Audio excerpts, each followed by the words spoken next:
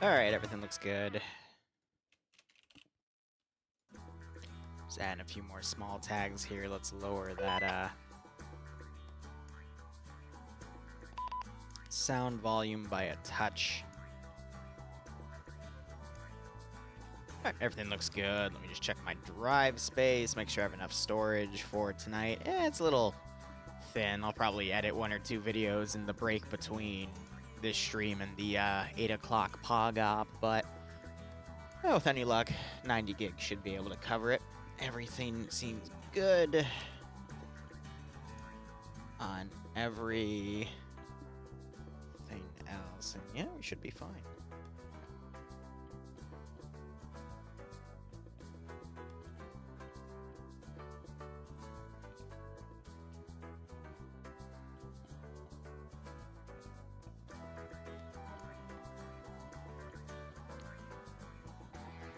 Sorry, I'm messaging Patchwork right now. He's showing off his new network speeds because he got an upgrade. I think he's up to 100 up and down, which is great for him. So he'll never yellow chain in the ops again because apparently his internet was being rather dodgy. So good for him. I was like, oh yeah, right. They've just announced something.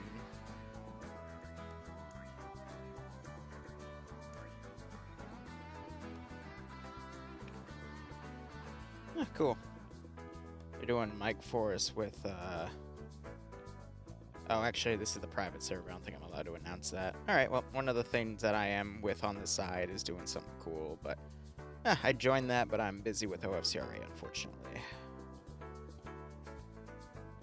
And then my mother just shot me a text. Let's see what she's looking at here.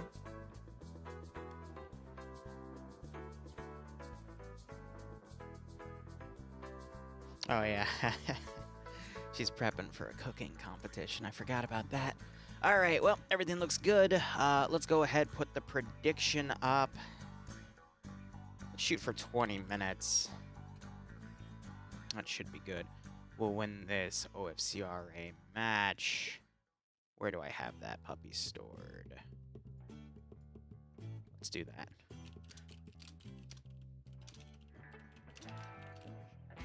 Blue 4. Let me tab out here and actually look at the objective here so I can word these properly. Awesome.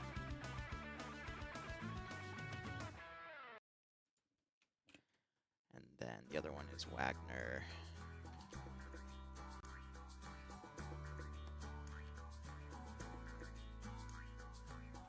All right, let's get that prediction going.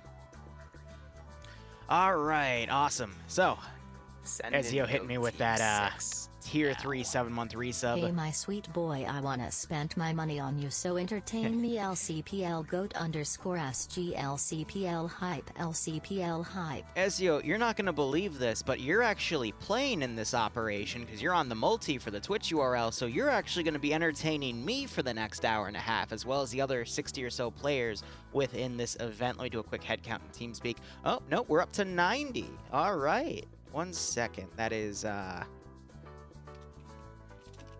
going to reflect that in the title right now. But I wish you luck on that endeavor, my friend. I hope you enjoy this operation. I hope you enjoy watching the VOD back where I get to hopefully showcase you and your boys doing something awesome. If not, well, I hope you don't take embarrassment if we laugh at you. But to everything else, man, thanks so much. And I hope you keep enjoying everything nonetheless. Dreaded Ascendants.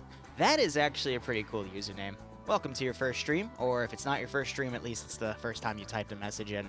I don't know. I don't have any way of telling the difference, so I just say hi to people that message the first time nonetheless. I remember we had someone lurking for years, and they finally, they typed something in. I'm like, oh, welcome to your first stream. And then he did the command that shows how long you've been following. Apparently, they'd been following for 5 years. And I'm like, oh, you're really old.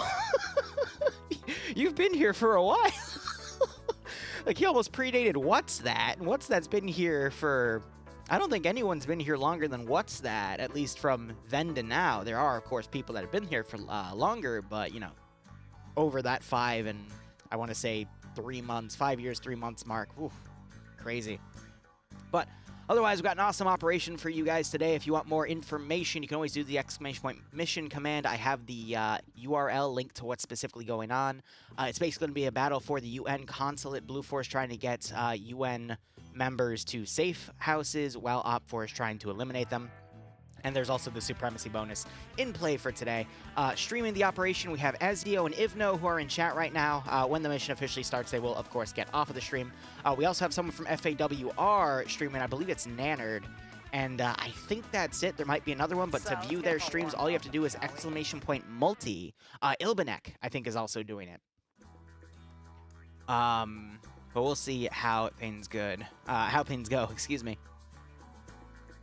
And apparently this is Ivno's design for a campaign, so nice. Hope it plays out quite well. Doesn't have 2 primary safe houses under mine. I think it's supposed to be a primary safe house here and then multiple secondary safe houses. But you're right, there are 2 primary safe houses listed. Wording issues. You got to remember OFCRA is a multicultural community event. So, you know, you got French people, you got Czechs, you got Polish, even though Zixme, who's one of the best players in here, often makes anti-Polish jokes. But a lot of different people here, so maybe some things are lost in translation. But I get what you mean. And also, Chosen, thank you for dropping by. Always a pleasure to have you here. For those who don't know Chosen, he is one of those up-and-coming streamers that I think is going to end up doing quite well after a few years, because he just has that really charismatic nature, and I find it captivating. But he's been doing a lot of Arma and 5M stuff, so if you want to see a fresh face, feel free to go check him out. I occasionally drop by his stream and say something, but I usually lurk in the background. I don't know why, just hearing his voice with what he's doing and his ambience, it's just some nice background noise for me. Hopefully it doesn't come off as weird. Regardless, today we've got 3 streams planned, maybe a dev stream after.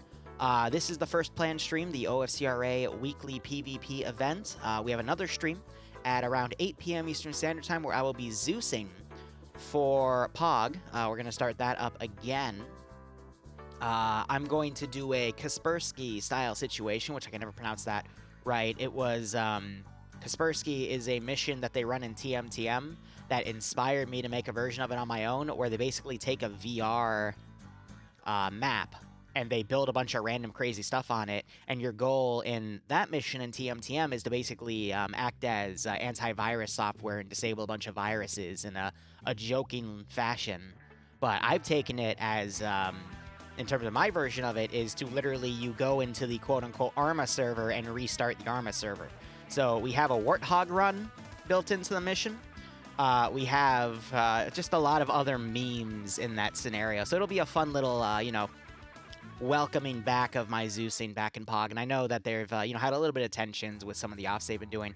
Ops went a little generic for them as well. So I want to give them something crazy, something fresh, you know, to bounce them back into how I like to do things. So that'll probably only be like an hour, hour and a half tops, which I think will be great. And then... we have the TMTM op tonight, which I don't know what it's going to be. Might be a small chance I don't even play it because it's something I played in the past, because they like to reuse ops, and there's some ops that I've already played in that community that I never want to play again because I just didn't enjoy it the first time around. That happened, I think, last week. The operation was a redo of something that I played in the past. It was, right, the Tanoan one. No, excuse me, the, whatchamacallit. That's the TFAR channel. Alright, let me go ahead and switch that off real quick. I completely forgot we were listening to frickin' Siri voice. User joined your channel. Oh dear, so that's everyone getting moved to the, whatchamacallit, the TFAR channel. Let me go ahead and disable that so we don't hear that anymore. My bad, I've missed that twice. But, it was, gosh, Temblin Island, that was it. Yeah, I did not enjoy that one mission, because Air ended up team killing us multiple times towards the end, and I just didn't. I didn't want to deal with a situation like that again, but let me switch gears now. Oh yeah, and then after that we might have a dev stream, you know, TBA. I'll wait till it's closer in the night to see how I'm feeling, but I have a lot of crazy projects that I might show development of. Some that are closer than others, but I have a lot of things planned. But regardless, here we are. Again, Blue 4 is going to be the Venezuelan PMC forces here. Basically the local Blue 4 group. But otherwise, let's go ahead and have a look at their kits. We'll then look at their vehicles. We'll then look at OFCRA's kits and vehicles. And then I'll go over what their objectives are so you can make your most accurate prediction bet for channel points. And I am very, very close to releasing some new ways that you can spend those points to torture me. Because why else would you accumulate points? Just to let them sit there and to bet on. Yes, it's fun to bet, but it's also fun to use them to torture me in, you know, creative ways. So, Blue 4 is going to be led by Lolo and Flip. Side note, please remind me after the 75-minute mark, so 75 plus 8 is 83. When we get to the 83-minute mark here, or around the 80-minute mark, please remind me to go check on Blue 4 because they said they have an Easter egg to show me if they make it to that amount of time. So it looks like Falcon is going to be the UN Consulate here that they're trying to defend, at least one of them. We'll get more into the objectives later, but he is also going to be the VIP that OP4 is trying to eliminate, so that's quite funny to see. He also gets a P90 for that. The objective for the VIP is to be inside one of the two primary safe house at 45 minutes. Hey, Dante. Okay. One of the three secondary safe house at 70 minutes, and inside the consulate at the end of the mission. Okay. The idea is we try to take the safe house apartments, we take the Chinatown, but only if, in the end, if it's possible, we will go to the consulate, but I don't think it will be. Okay. Because it's too risky, because they get a lot of points if you die. That's the point. I can just wander in the forest if they do somehow get to me. They will try everything to kill you. You value 5 points tonight, so Yes. pay attention. Okay. What channel do you want me on? Alright, I'm gonna keep that concealed just in case anyone's stream sniping. I doubt it because we have very strict rules and checks and balances in place for that, but I don't want anything to be spoiled.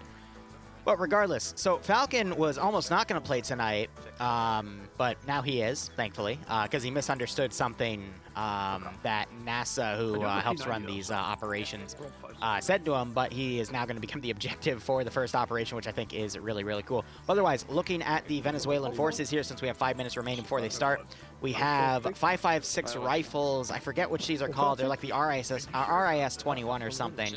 We also have some FAMASs, some version of that gun with a GL, but I believe they're 5.56 base rifles. We're seeing some M60s. But yes, Falcon is the UN guy. We got some FNFALs, which actually these might be 7.62 based rifles as well, based on the mag size. So they might just be up-armored FALs, but I was seeing FAMASs as well. So it's a big mix of weaponry. We see some light AT. I believe that's the RBR from Gref. And then that's the SMA from RHS, USAF.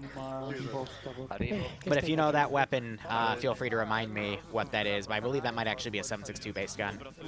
So a lot of AT here, which is a little worrisome for me.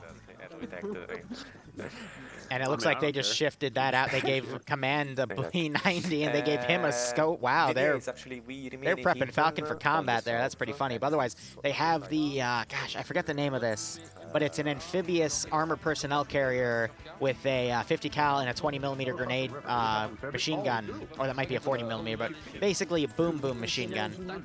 We've got a 249... 2 249, 3 249, 4 249 Humvees that are up-armored for the driver's seat. It does look like, yes, that's an AAVP-7, thank you. But yeah, no, that might be a 7.62 NATO in the mag, so it's definitely a 7.62 based rifle. And then we have multiple transport trucks with the little gun hatch on top so people can turn out and engage. Looking at the player base real quick, we got Kilo, Smiths, Doyle, and Cheeseburger operating as one of the groups. We got FAWR taking 2 of those groups as well. Vix, Pingus, Timek, Skipu, Solak, Sayak, and Despo, who we also see in Friday Night Fights. We got the Czech guys in here, CSF, I believe they're Czech Republic.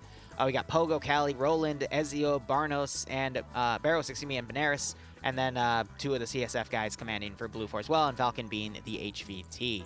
So pretty powerful roster there. Though I will say by comparison, if I see these names here, that means I'm a little worried about what I'm gonna see in OP4, including the Ziki and Zixme combo. But let's go ahead and look at OP4 real quick just to get these predictions down.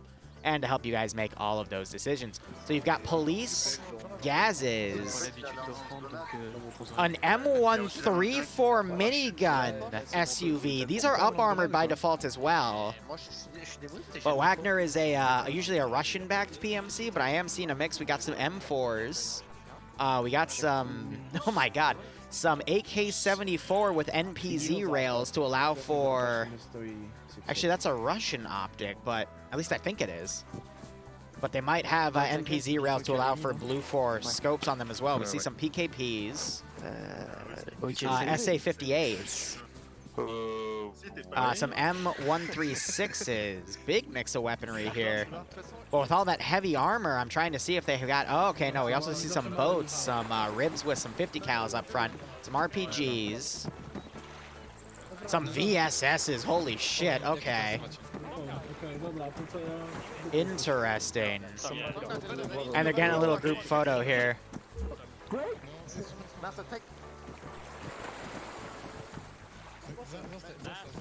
Here, I'll put it like this so we can get the chat away.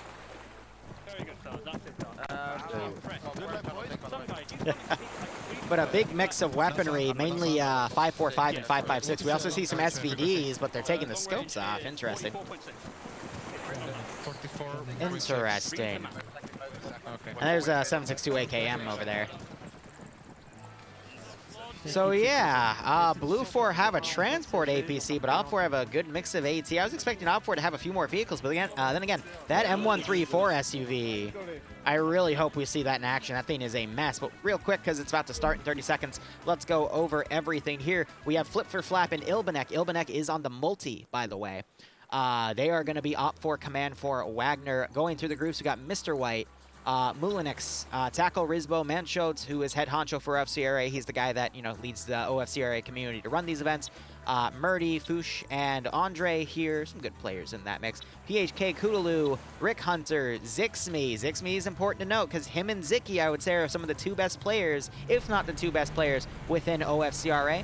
Jonathan, Sixor, Pierce, and, yeah, Pierce from 1RW, interesting enough. And Seal William also in here. You got NASA, who's my liaison to these events, who lets me know when they're being run and what mod sets are being run, yada yada. With racist Parthius. His name is just Parthius, but he appears to have changed his name a little bit. Sky Online, Bob Winchester, Nubass, who I always like to root for. Elberg, Demavar, and Fonz from 1RW as well also here. We got Rick Sab, Unknown, Nico, Alex, Lux, Shay. Shay is a very good player, by the way. Midway, Gregory, and Diablo. And then Brewer, not the 506 Brewer, but this Brewer is really, really good at OFCRA events, I would say. Kanu, excuse me, Slav, Maddie, Zicky, Adam X Settler, and Micus. And then you got Bluck, Rigel, Ivno, who I believe is also on the multi. Ezio, if I haven't mentioned him already, is also on the multi somewhere. And then for FAWR, Nanard is also, I think it's Nanard. It might be Nathan. I'm pretty sure it's Nanard. Is also on the multi. So we got a lot of ground POVs for you guys as well. Lemur, Koska, Back to the House Logic, Joda, Nor, also on OP4. I'd say OP4 has the slightly better roster. No offense to Blue 4, but we see a lot more of the seasoned heavy hitters, you know, Zicky, Zixme, Shay, Bob Winchester, just to name a few. But again, the difference between OFCRA Thursdays and Friday Night Fights Fridays is you see a lot more really capable PvPers in OFCRA compared to Friday Night Fights. No offense to the players of Friday Night Fights, but some of these people can be very, very deadly in CQC on their own, and that's what I'm basing it off of. Squad v squad, it lessens a little bit, but you have a lot more players in OFCRA who are more comfortable becoming lone wolves in these style of events. So I find that quite curious. We also see these arrows going over for bridges, and it looks like they're going to take that bridge. But let me explain the game for tonight. So there is a neutral objective, I believe worth 3 points, which is control of this position. Whoever owns this position by the end of the scenario gets 3 points. OP4 will get 5 points if they kill Falcon, who is that UN Consulate. Blue 4 will get, I believe, 2 points for... it's either 2 points or 3 points or 3 points or 2 points. For having Falcon in the primary safe houses, either of the two, by a certain amount of time. Oh, that SUV. Okay, I thought it hurt itself there. because it looks like this is slightly elevated, so it might make it a little bit tougher to get there, but I think they're just delivering one guy. They have to have Falcon in one of these primary safe houses, and then one of the secondary safe houses after certain amounts of time passes. So Blue 4 has to basically fight through whatever ambushes OPFOR provides to get him to those positions by those time values, and then end with him in the UN consulate position, which they already stated in the beginning that they're not going to aim for that final position. They're just going to aim to deliver him at those 2 points, and then survive to not forfeit the supremacy bonus. Which, by the way, the supremacy bonus is if OPFOR kills all but 5 Blue 4 members, or Blue 4 kills all of 5 OPFOR members, all of but 5 OPFOR members, they gain, I believe, 2 points for their side. So again, to word it a little better, if Blue 4 kills everyone on OPFOR, but leaves 5 or less people alive, Blue 4 gains 2 points, and vice versa for OPFOR. Now, you can see those exact point values in the exclamation point mission command on the link. And if you ever want to join OFCRA, you can just do exclamation point OFCRA. They do, I believe, take walk-ins, though I did hear that this campaign is a bit of an invite-only thing, so I'm going to have to message NASA about that. But I'm pretty sure you can do walk-ins. Just DM NASA once you get on there and say, hey, you saw this on Liru's Twitch. And I'm sure he'll work it out, because I'm pretty sure that's what we did for Falcon. Hopefully he won't hate me after that.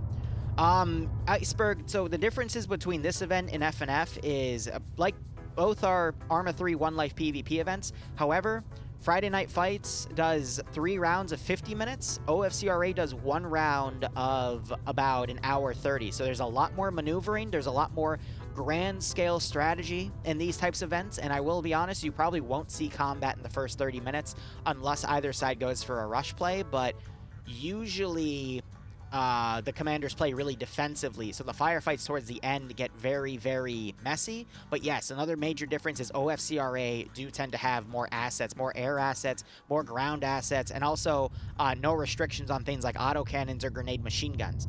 So, for example, Blue 4 have an AAV-P-7, which is going up the river right here, and it doesn't have its GMG restricted. That thing's GMG is fully capable, that grenade machine gun, so you get to play with a lot more of the fun things. Oh yeah, and they also have tows and rocket launchers like SPG-9s all the time as well.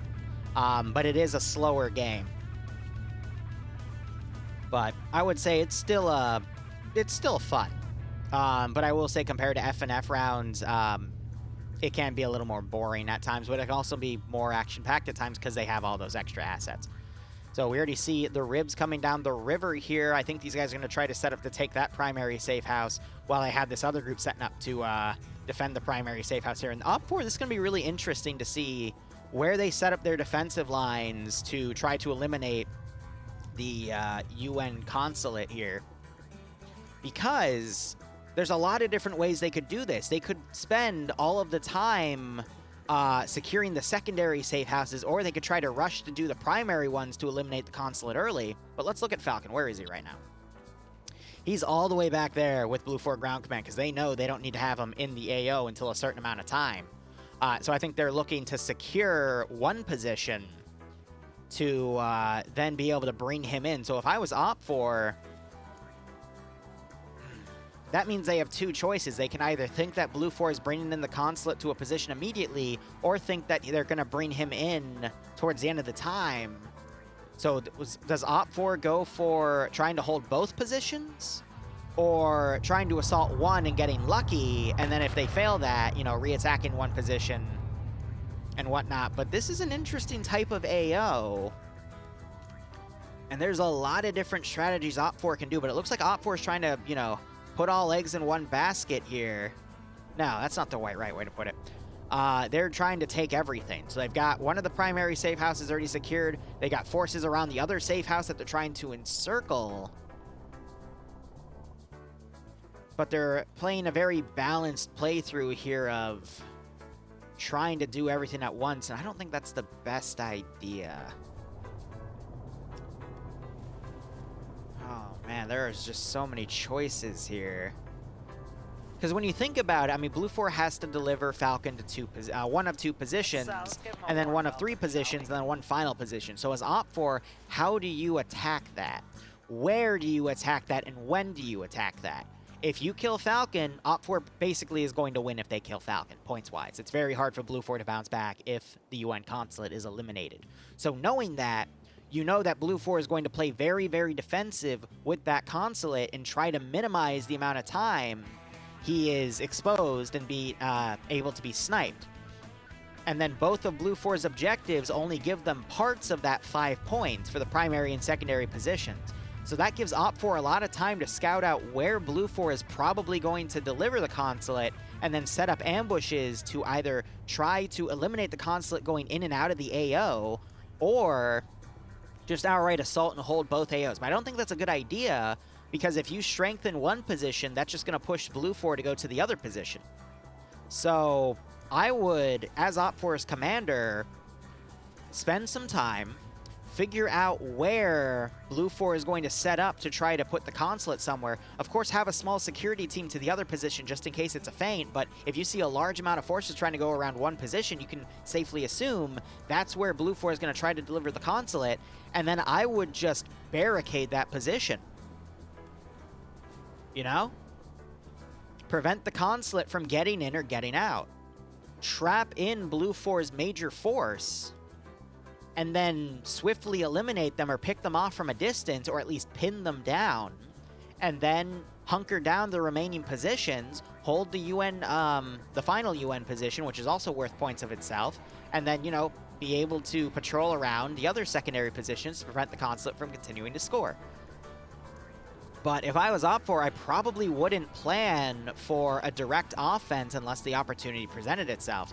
That is a Hunt IR round going up, so Blue 4 is going to start getting some scouting data. They might be able to see OPFOR moving up to this Blue 4 position.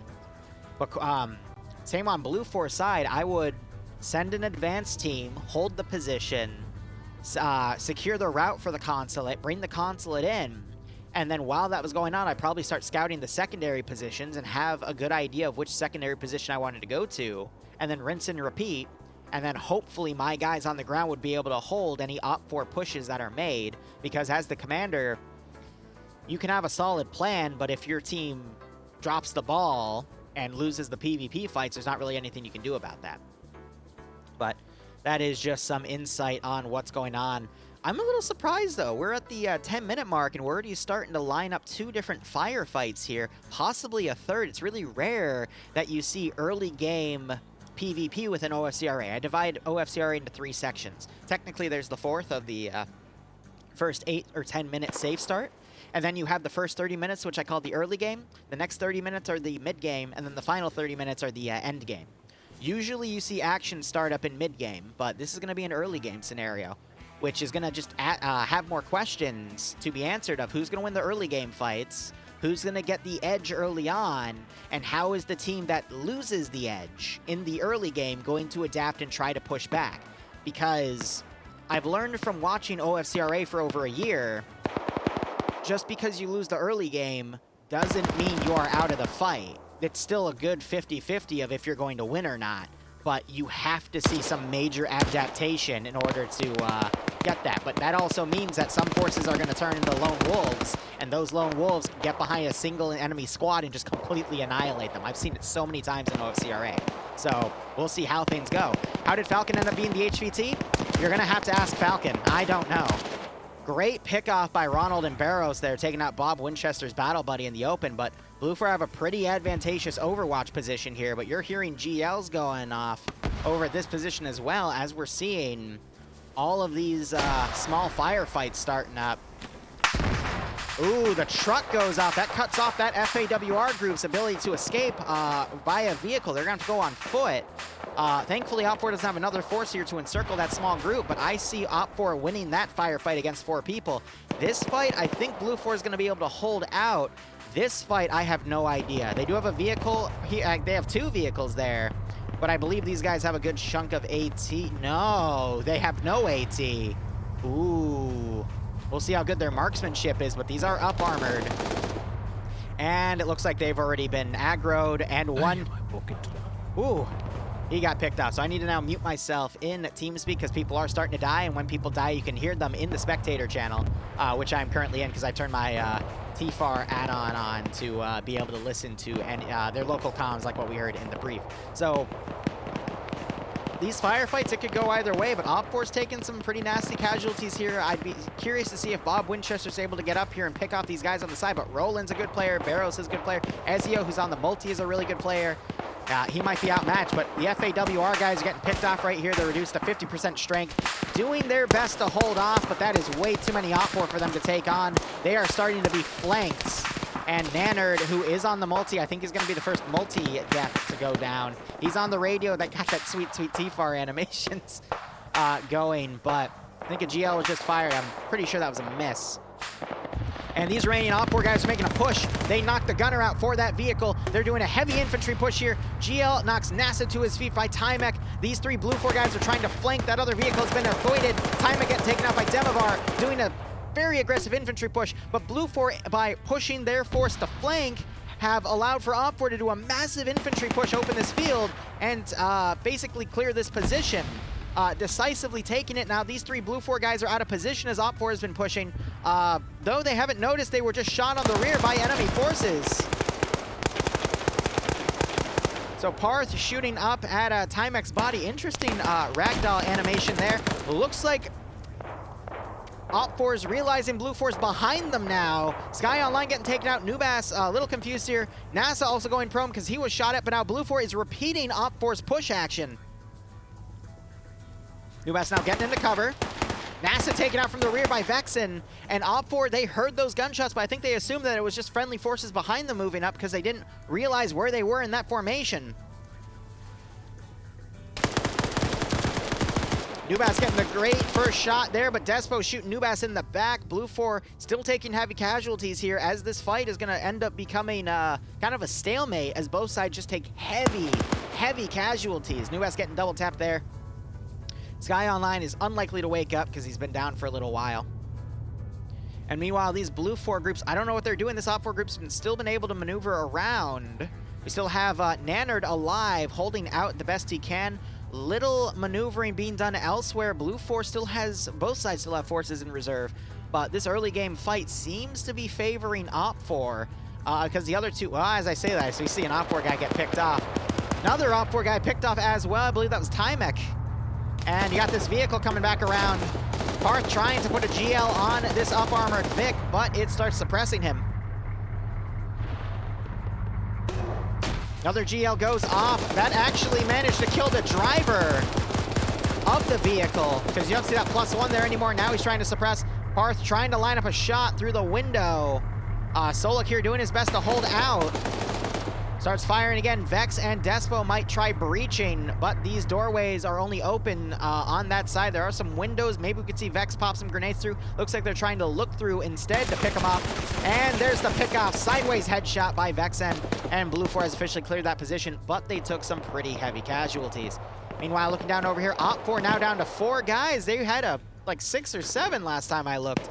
But Blue 4 has just been picking them off. This is the other half of FAWR doing a great job of just picking off whoever's remaining over here on this OPFOR side. OPFOR were able to kill off Nannard, but they are now down. Looks like that group's only down to 1, but I think, nope, Facthouse and Bluck were also over there. So OPFOR decisively won that fight with minimal casualties, but Blue 4 have decisively won that fight, though they took a pretty Pyrrhic victory there, losing more than 50% of their force there. But this force has been just stomping that OPFOR group there.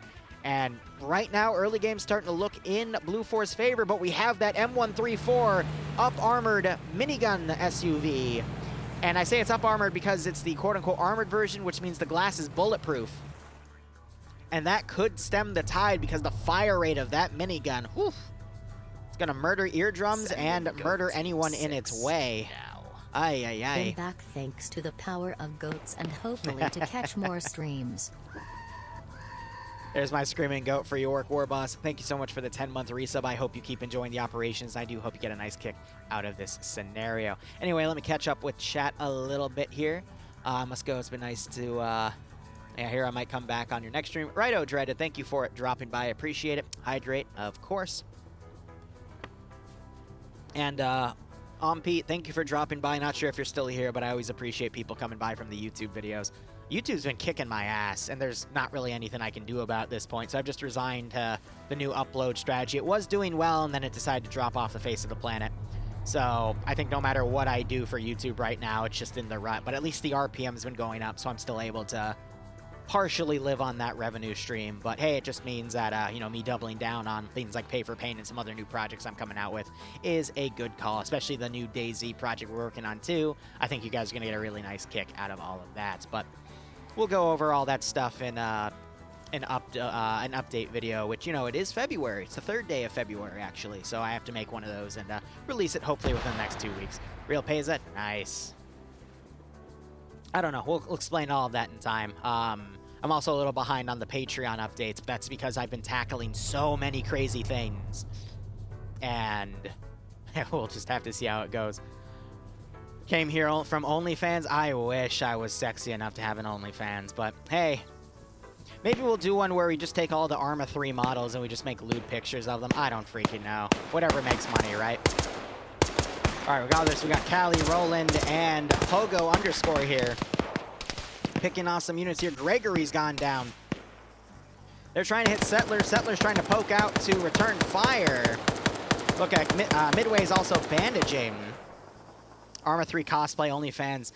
I looked into that. It would be very expensive to do something like that, but hey, you never know. Bluffer's just got a whole new career. I just heard someone get hit by a long-range shot. I think that was Adamek. But yeah, Blue 4's marksman team in the middle is not screwing around. We have another OpFor team coming in. That would be the guys from the 134 minigun SUV, which they're not going to field. Interesting. Did it get damaged? No, they actively chose not to bring it in. Interesting. I mean, okay, so this is a really heavy hitting group. We've got Zixme, PHK, Jonathan, Rick Hunt. The only one that I haven't seen do anything is Cthulhu. But the other 4, I know for a fact, can wipe an entire squad by themselves if they're given the opportunity. The issue is, Blue 4 have some really good marksman players up here in the massive open field to work with.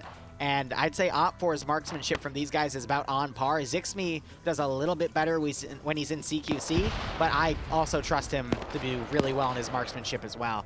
But this one group is really going to keep things pinned. However, we do have OpFor bringing in 3 members over here.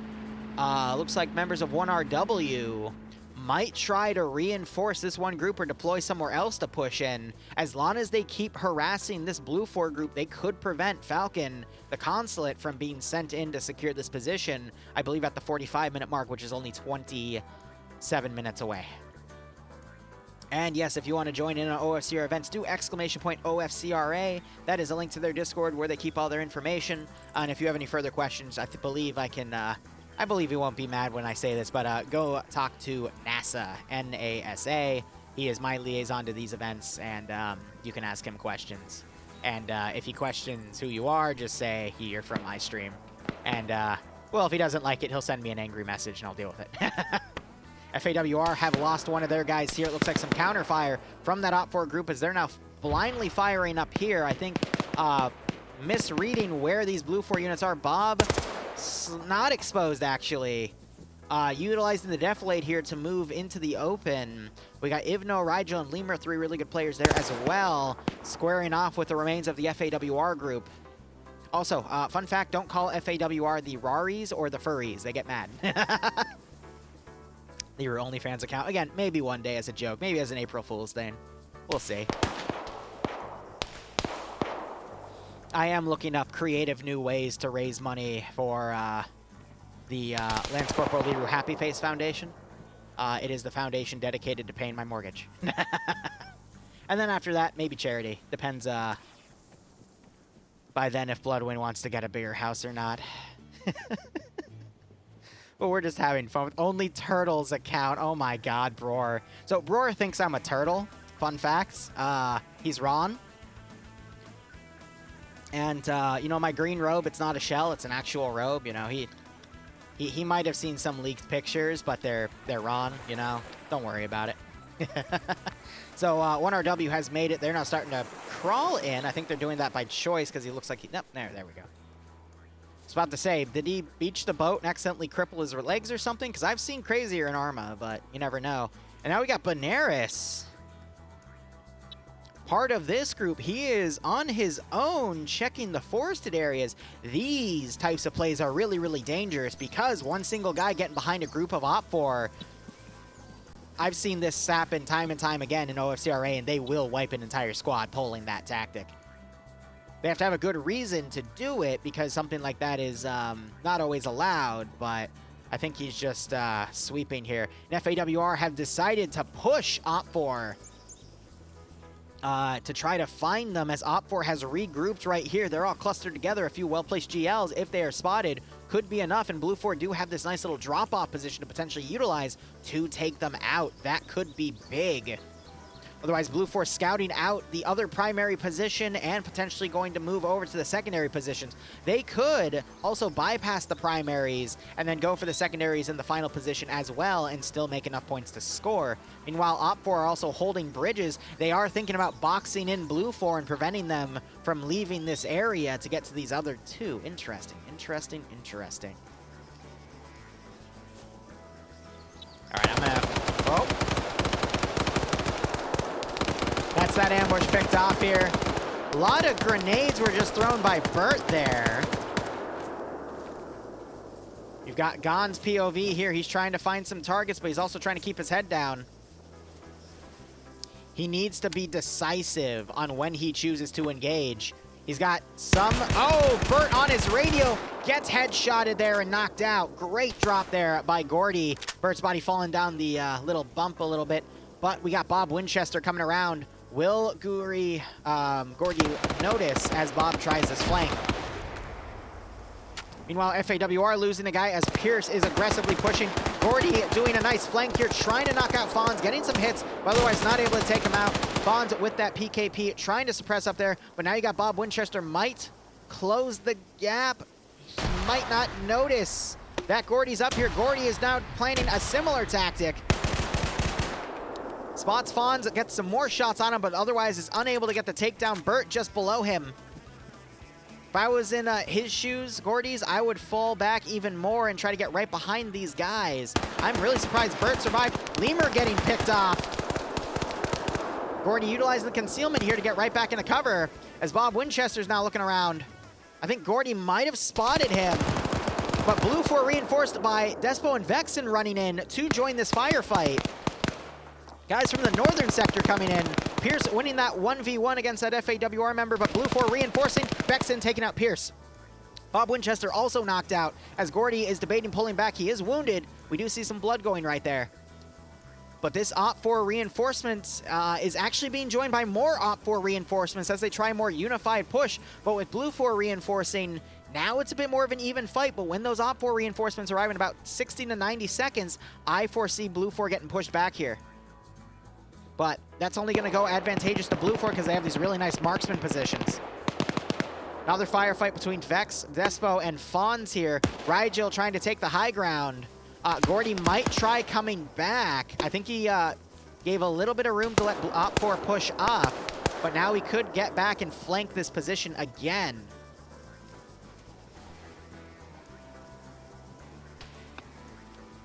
I'm in denial, says Bror. Gordy, I think, was just hit by a suppressed shooter. I have no idea where that shot came from. It sounds like it came from over here, but no, I think Ivno got him. No, who has a suppressed gun? Because that might have been a VSS. I know OPFOR has a few.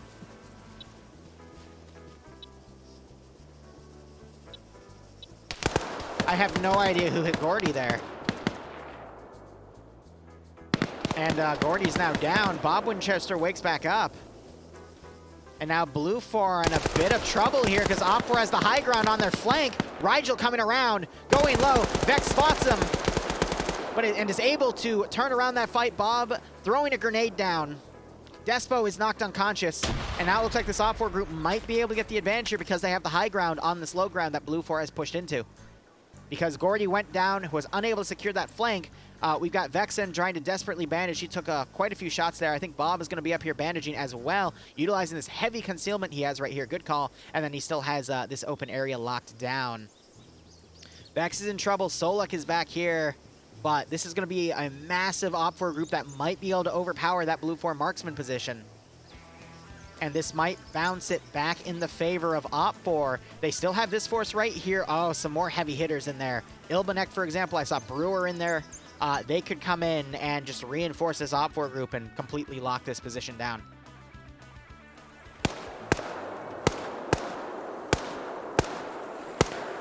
Vexen trying to put some shots down range. I don't know if he was able to get a kill there. I wasn't paying attention. He might have, though. And Vex, you heard that quick double tap there. I think that was Bob getting a good shot there. Oh, no, it might have been Bert. It was Bert. Yeah. Good pick off there. Solek now trying to come in. He's got to be careful. He might end up in the same kill zone that's claimed Vex and Despo. But Bob Winchester has an opening here, fires at Solek. Solek now immediately pulling back. If I was him, I would just pull back at this point. That area is too hot. And OPFOR's QRF have, reinforcements from a different side have started coming in. Solek trying to pop some smoke, watching his east as he now pulls back. This is a one-life event, yes. So we're actually about to enter mid-game in 2 minutes. Actually, a minute 15. So a lot has happened in the early game for this round. Quite a few deaths on both sides. It is looking to be a little bit in OPFOR's favor, but both sides still have a roughly even amount of forces. If anything, OPFOR has slightly more. But that's also because Blue 4 they have all their forces deployed in really weird angles. What's also interesting is this Hunter team that I think is going to try to come on the rear of this Blue 4 position, but they might, if they keep driving around, find Blue 4 Consulate. Again, Falcon being the VIP here, hiding in the back of a truck. But I think these guys have eyes on that firefight position, so they're actively working with their squads to coordinate what's down here. So they'd see that guy on the beach right there. They see Solek right there as well. But they only have P90s because Falcon has that marksman rifle. A turtle would say he's in denial. Fucking Egyptian jokes. That's a good dad joke. I'll give you that one. Solek getting some shots on Settler here as he tries to stop this horde of OPFOR forces coming in. Norton Nathan coming in on foot. Interesting.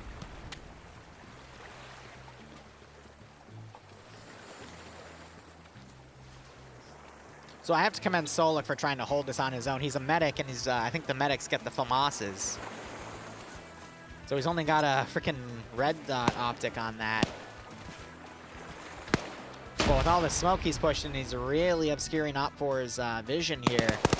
Settler coming up. He's double tapping some of the VODs here. Despo got double tapped. Vexen receives one double tap as well. More double taps from Gregory, but he's able to tank him. But yeah, he's not waking up. 134, Vic gets pulled back.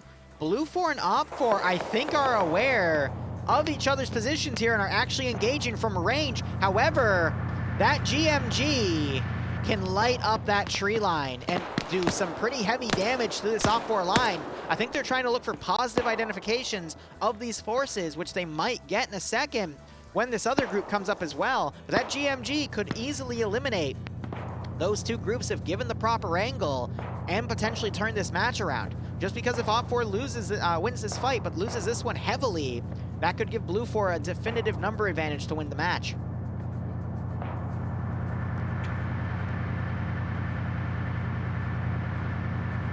Hey, Ivno. Ivno was on the multi. Ivno, how are you doing? Do you got any questions, comments, concerns, thoughts about how that match went? Were you OPFOR? Or were you Blue 4? Nope, you were OPFOR, I was right. Yeah, so you were part of the original teams that went in to hit that position. But how was it for you, man? I'm surprised that we have a lot of early game combat. We just officially entered mid-game 2 minutes ago, and there's been a lot. Solek still playing his one-man holdout here. He's been decisively pulling back. But I want to see this GMG get some good action here. However, if OPFOR gets a nice eye on this position and gets their AT lined up, that could be devastating.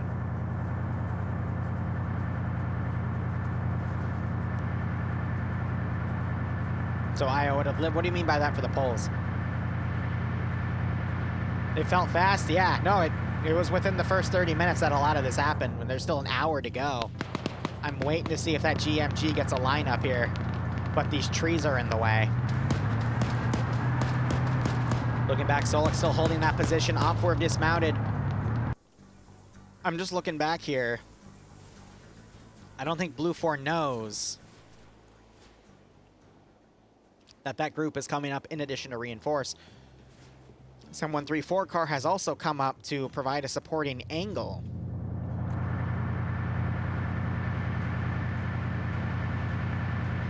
I hope someone's in coordination with that, so if they see an AT launch, they'll be able to stop it, but, or at least drive away from it, but there's a lot of concealment in that tree line.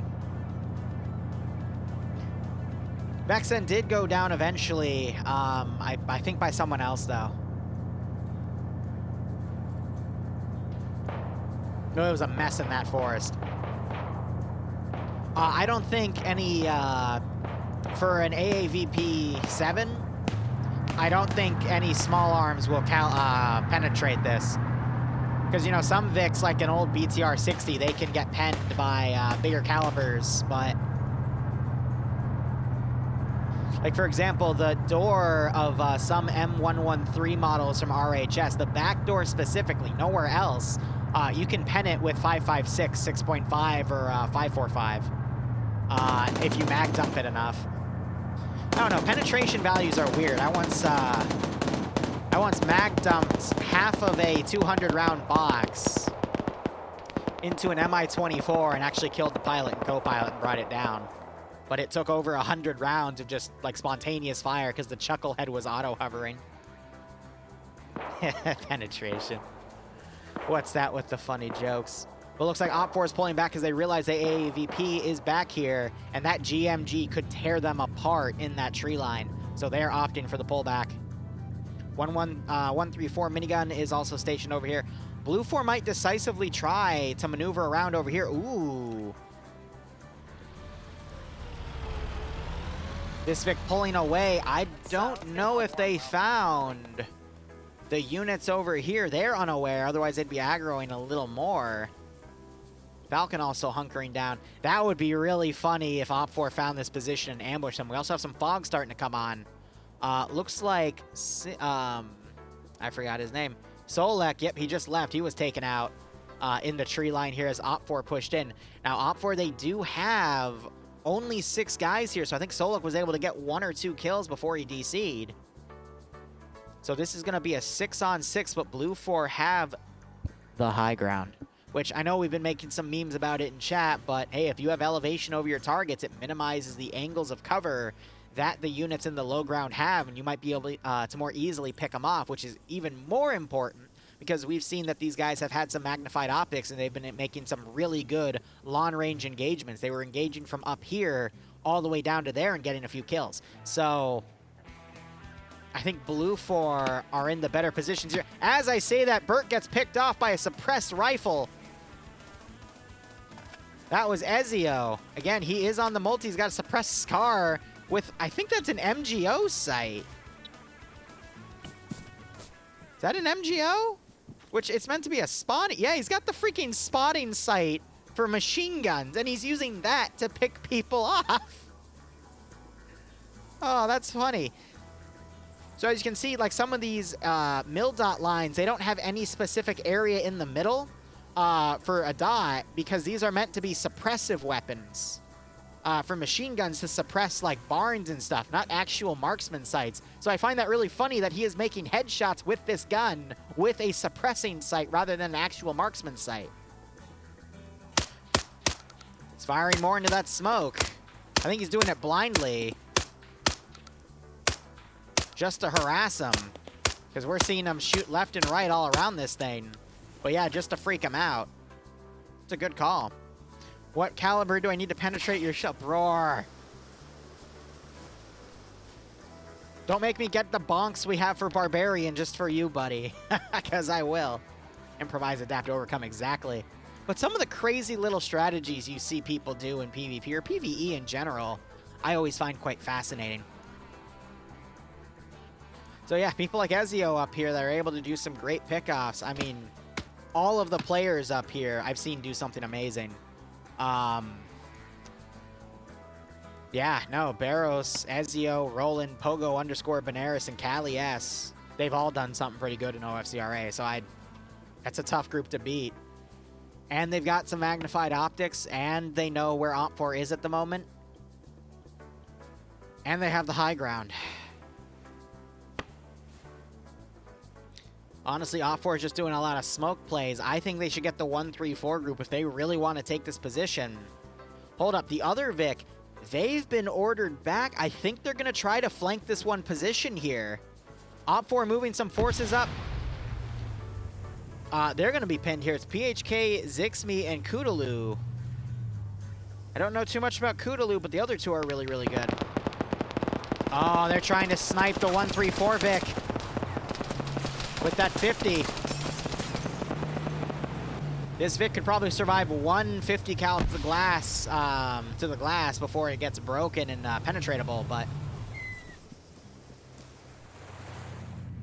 I actually am unaware how many 50 cal shots that glass can take before it starts penning, but I think it's only one.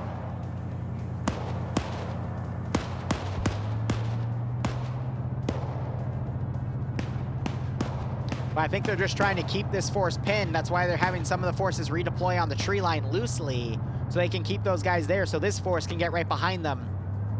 They're probably going to AT that Vic and then take out the rest of CSF because they've been here for too long. Only because I think these guys are meant to be a distraction force to pull forces off of this position so they can get the VIP in, which I forget. What's the first timestamp for the primary VIP? I'm going to tab out real quick and just check that. Yeah, it's at the 45-minute mark, so 45 plus 8 is 53.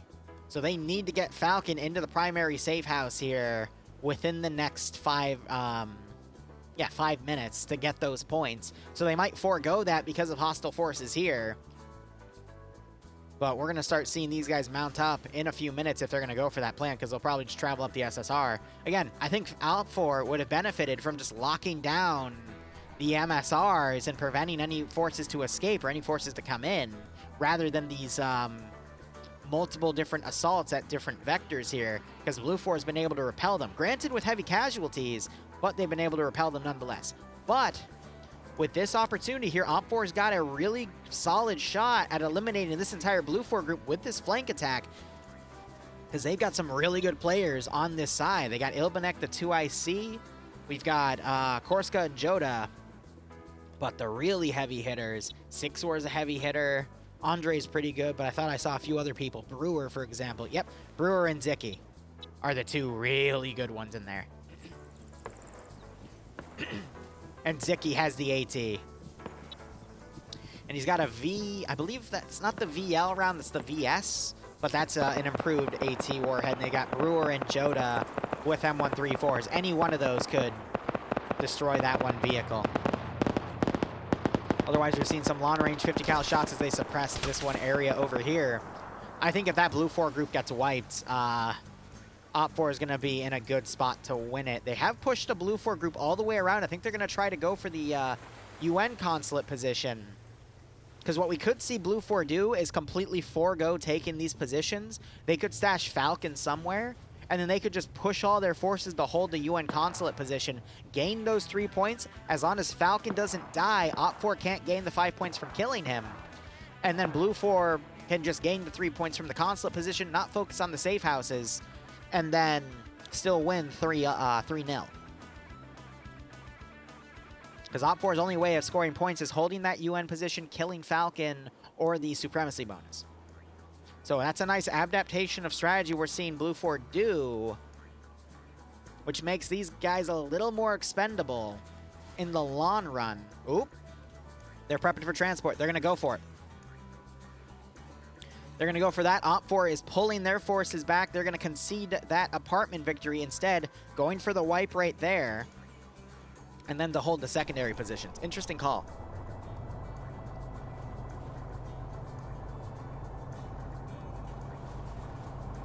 Now, I gotta wonder, though, is Blue 4 going to decide to move these forces soon to either go for one of the secondary positions or just hold the UN consulate position? I think this recon force is going in under the assumption that OPFOR has forces at the UN position. But if I was in OPFOR's shoes, I wouldn't put anyone up. I'd maybe put one guy. Like, I'd have ground command as myself stay there. Maybe with one other dude for the moment, just to scout things out. But I'd coordinate from back there just to at least have that position held. Instead, Flip for Flap is in a random building all the way in the back line. But you don't want to invest forces all the way back there too early on. Ooh, this is not good for Blue 4.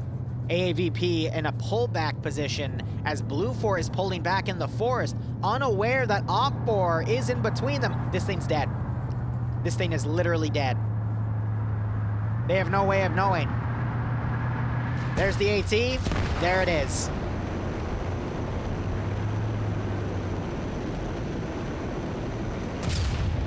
Follow-up shot from Brewer.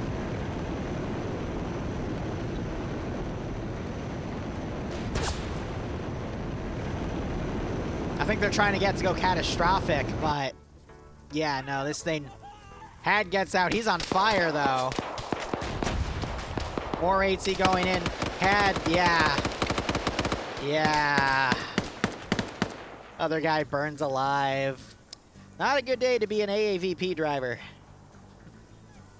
Not a good day to be an AAVP driver. Jesus. So with that force multiplier eliminated, the remaining infantry know about this attack.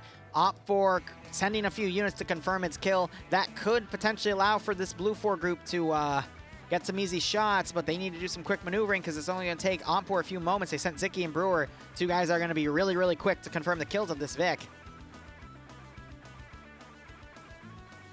Yeah, Zicky quickly got in it to pull the body out. I think, no, he didn't go in. He just did the unload wounded command, just to make sure he was dead. Now he's checking that body. Again, Blue 4 has an opportunity to do a small counterattack, but OPFOR is already looking back in that direction because they realize that the infantry is still somewhere out and about. I think they were hoping that the infantry were mounted in the back of that Vic and they were able to take it out, but instead Blue 4 had them dismounted, which was a very lucky play. All right, completed by Blue 4. So they were able to get him into the primary safe house. Also, that's a mistype that's meant to say 45 minutes, not 40. But by having Blue 4 Falcon in there, the UN Consulate, they were able to score points. So now OPFOR knows that the VIP is in that one area. So OPFOR, we're going to see do a systematic pullback. Might see these guys actually push on foot to try to eliminate this position.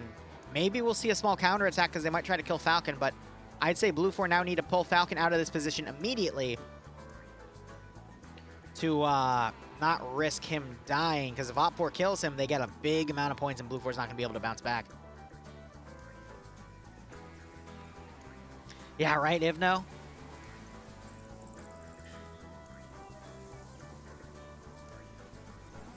I still think it's anyone's game, because it's not just about the PvP, it's also the strategy and the points here. I think Blue 4 has a slightly better chance of winning the overall event, but OPFOR seems to be doing a little better in some of these ambushes, which is ironic because OPFOR lost a lot of dudes in this fight here, but when you look at the overall skull count and what forces are remaining, Blue 4 seems to have less units on the field compared to OPFOR in terms of skull counts. So by Blue 4 losing their one force multiplier, this was the deadliest vehicle in play, that's only going to hurt them in the long run. Plus, as I said earlier, OPFOR have the better PvPers overall. But with Blue 4 trying to send this 4-man team to secure that UN consulate position, I think it's going to take them another 10 or 15 minutes to get up there and realize it's taken. We could see Blue 4 just completely bypass the secondary objective and instead plant Falcon in the consulate position and just hold out there instead for that point victory. And if they're able to secure that one position and hunker it down, look at all the open ground around it that Blue 4 could easily hunker down with by building some entrenchments with their fortify tools. They could easily hold this for the rest of the op.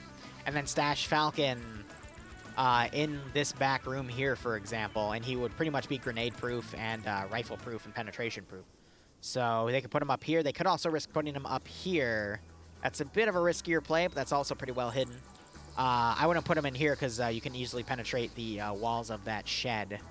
Or they could try stash him in the bush. But I feel like Falcon would, he would just hide. There's not a lot of places for him to hide in there, but they could literally just make a fortified perimeter with that wall area. And they'd have a lot of time to do it as well because OPFOR is going to focus on holding the secondary positions. They don't seem to have any interest in holding that final position just yet. OPFOR also pulling away from this firefight. Instead of trying to clear out the remaining Blue 4 forces, they're going to pull back. I agree with that call. They don't know if those guys have, you know, effed off or done anything, you know, or if they're setting up some sort of counterattack. So if they are next to them, you probably want to get away from this position because when you have this open field next to it, really limits your ability to pull out of the area. So just pull out and redeploy somewhere else. Take your victory, move on. I agree with that. But we do see OPFOR already pulling back to set up on the secondary defensive positions, foregoing the ability to counterattack. We already saw that this transport truck has pulled way back. This probably has Blue 4 leadership and Falcon in it. Yep, that +2 to indicate that Ground Command 2IC and Falcon, the DIP here, have pulled out of this region. So here's how I see this going. Blue 4 is going to regroup. These 4 guys are going to get to the UN position. They're going to report it's clear, and then I think Blue 4 is going to completely bypass secondary positions, lock that position down. I think OPFOR is going to spend their time fortifying the secondary objectives and sending scouting teams around, anticipating Blue 4 to take the secondary positions because they feel that they are a little under strength compared to Blue 4. So by dividing their forces and trying to find where Blue 4 is going, they can then pull all their forces around, encircle wherever Blue 4 comes from, and then take them out from there. But I think they're going to completely ignore the UN Consulate position until endgame, which is going to work in Blue 4's favor. So we're probably not going to see another major fight for a little while as mid-game passes by and we get to endgame. But I think in the final battle, OPFOR has a lot more heavy hitters than Blue 4, despite it all being open territory. OPFOR still have that M134 minigun, Humvee, and that could really turn the tide if it's put somewhere for some good Overwatch at close range, like right here, just to suppress the hell out of that position. That could be really, really deadly. As long as the driver's paying attention, though, if he sees an RPG fired, he could just position his Vic to be sideways from that position and look out his window. And if he sees something coming, he could, you know, drive forward to avoid it. But I could see, based off of all these angles, OPFOR still getting close with some of their heavy hitters like Ziki or Zixme. I saw Bob Winchester get kicked off, which was unfortunate, but we still got other players like Sixor to basically get in close and just start eliminating people, because that's what they're good at. And you're seeing OPFOR now pulling their forces back. That is the group with Ziki and Brewer. They're going to one of the secondary positions. But I think it's just going to be completely bypassed here. Blue 4 need to find an avenue to pick these guys up since they also lost their Vic. Did all of FAWR die to the 19th? That is a good question. All of FAWR except for Nathan died. They got killed off by one group here. Let me see if I can find them via verifying some of the bodies if they're still on the server. Yeah, so it was these guys, Storm Group 3, that eliminated the half of FAWR here, and then the other half of FAWR got eliminated by a coalition of Storm Group 3. Storm Group 2 was eliminated up on that hill. 1RW came and reinforced. And I'm trying to see who else. There was another group with them. I'm struggling to remember the names. But it was, they fought off a lot of dudes. It was from like 3 different groups that came in on there as well. IBC, Roger. So Blue 4 is going to start putting their forces in and reporting that this position is secure. I am willing to bet you're going to start seeing Blue 4 mount everything up, collect their people, and drive all the way around to just get to the UN Consulate position. We're going to see the final fight in this position. I'm calling it now. Blue 4 has no reason to go for the secondary positions by already getting some points on the board at the apartments. If they can just hold the UN position, they'll be fine. Hell, what you'll probably see is they're not even going to bring Falcon to the UN consulate position for those final few points. They're going to have Falcon somewhere stashed way outside the map and just hold that one position for the extra 3 points. And then as long as Falcon's alive, Op4 doesn't score those 5 points, and it's, I think it's going to be GG in Blue 4's favor, unless Op4 is able to take this position, and at that point, they'll probably also get the supremacy bonus. This is PvP. Every icon you see here is a player. This started off as a 90-man operation. I believe we are down to about 40 to 50 at this moment, because there was a lot of early on fighting. Now, I've got to wonder at what time will Op4 realize that Blue 4 is just completely bypassing them to get to the consulate position.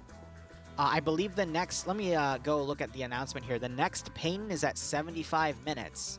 Or excuse me, 70 minutes. So 70 plus 8 would be nearly an hour and a half into the mission. No, that would be at 90 minutes. 78 would be like an hour 13. So there's only another 12 minutes for Op4 to realize that Blue 4 is completely bypassing the secondary objectives. But let me do a quick point tally for you guys. So Blue 4 were able to get the primary safe house position for 3 points on the board. And... oh, that's interesting.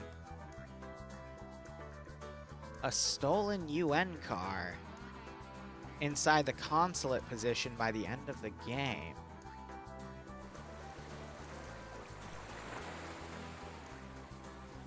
Did Blue 4 start with a UN car?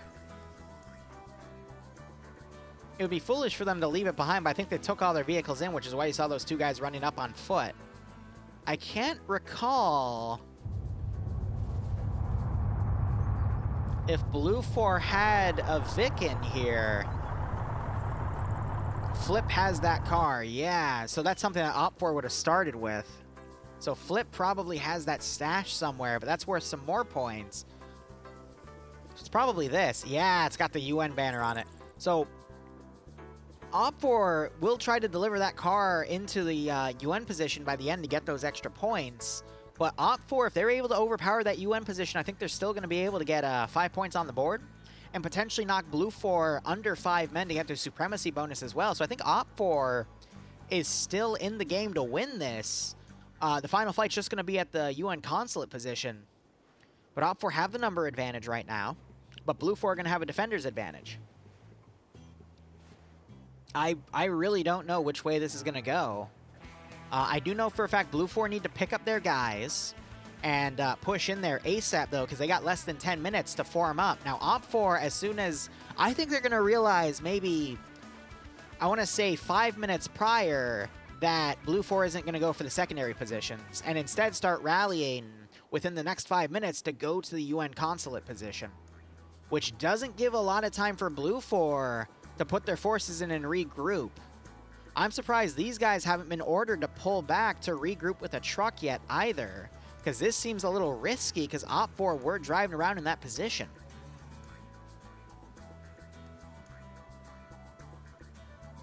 But in terms of point values right now, Blue 4 have 3 points, Op4 have 0 points. But that can change in the following ways. If Blue 4 gets Falcon to the secondary safe house positions within the next 10 minutes, they get an additional 2 points, but there's no way that's going to happen. Op4 are too fortified. Blue 4 is showing no intention of doing that. If Blue 4 gets Falcon to the consulate position by the end of the game, they gain 3 points, but I don't think Blue 4 is going to do that either, because they said they weren't going to do it in their brief, and that's way too much of a risk because Falcon's death is worth 5 points to Op4. Blue 4 can also get an additional 3 points by holding the United Nations consulate position by the end of the match, which I think is what they're going to shoot for, because without that, they don't have any other way of scoring points, and they only have 3 on the board, and if they concede it to Op4, Op4 is going to at least be able to tie. So they have no choice but to hold that position. And then, of course, the supremacy bonus if they are able to kill 5 or... bring Op4 down to 5 or less players, but I don't think Blue 4 is going to play for that because they're being on the defensive right now. When you're on the defensive, you aren't playing for a supremacy bonus. You're only playing for that if you are attacking. But usually the supremacy bonus is just an extra afterthought of, hey, if it happens, it happens. It's nothing to rely on. And I take a sip of water here. Thank you, Wampi, because I did need that. Now, OFCRA have 4 ways of scoring points here. They get 5 points if they kill Falcon, as I mentioned. So I highly doubt Blue 4 Command is going to send Falcon in here. It's not worth the points. They're actually pulling out of the UN Consulate position. They do have a guy with explosives. They might set up some explosive traps, or they already did, which would be a really, really good call. But I don't know why they're leaving that position. That's a very risky force. I think they're just scouting things out, but why not hold this position to allow Blue 4 to come in? That is showing me that Blue 4 might have something else in mind. They're dismounting. Are they going to try to have OFCRA go in there and then attack? Maybe they set up some explosives? I don't know, but that's really, really weird. I thought Blue 4 would go for trying to hold this position, but I don't see any explosives down. I don't see any traps. They definitely went through this position. You see all these open doors. They were closed. What are they planning? I don't think it's a miscommunication. I think Blue 4 Command has a plan. I want to see what it is. But leaving this position, not sure if that's a good idea. But anyway, other points OFCRA can score. As I already mentioned, they can kill Falcon for 5 points. If they take the UN Consulate position, it is a neutral objective, so whoever holds that position by the end of the game gets 3 points. That is a way OFCRA could get those 3 points to at least tie. OFCRA is going to, at least by the end of the game, have forces trying to take the UN Consulate position. There's no reason that they shouldn't at this point. It would be completely asinine if they did. I feel like I'd still be able to see mines, because if you've seen mines before, and I don't mean to toot my own horn, but I love mines. I love minefields. One of my favorite types of warfare in Arma is mines. I would recognize where they are. And I doubt OFCRA would allow them to deploy mines that would be unseeable. But there is always a little bit of a disruption. I'm checking those now, but those are just parts of the ground. I was thinking maybe there was some explosives placed somewhere critical, but I don't see those explosives. If you want to take out a building, best way to put explosives down is to open a door with control space, which is default to open door. Scroll wheel it all the way back, and you put the explosive behind the door if you're trying to blow up the building. That will shape the charge, though, so it won't kill people, but bringing down the building usually does damage to everyone in the building, depending on the type of building. Or at the very least, takes the building out, which removes an advantage of, the building being there and garrisoned by the enemy anyway. But I don't see anything down, which is weird. I'm going to assume they planted something, but the more I look, the more I realize they might not have actually planted anything. But other ways OFCRA can score points. They have a stolen UN vehicle that Flip for Flap has. It is an SUV with a UN flag on it. If they get that into the UN Consulate zone by the end of the game, they get 2 points. So that in the zone and then being held by OFCRA would give them 5 points total, which would put them over Blue 4. And have OFCRA win by the end of the match, excuse me. And then, of course, the supremacy bonus for 2 points. So I don't... Because of that importance of the UN Consulate position, and we just entered endgame, last 30 minutes of the match, I really don't understand why the paramilitary forces left. I think Blue 4 is setting up to move in this position, but they've all dismounted. They're just chilling right here for the moment. I don't know what they're doing. And then you got this group moving on foot into... What?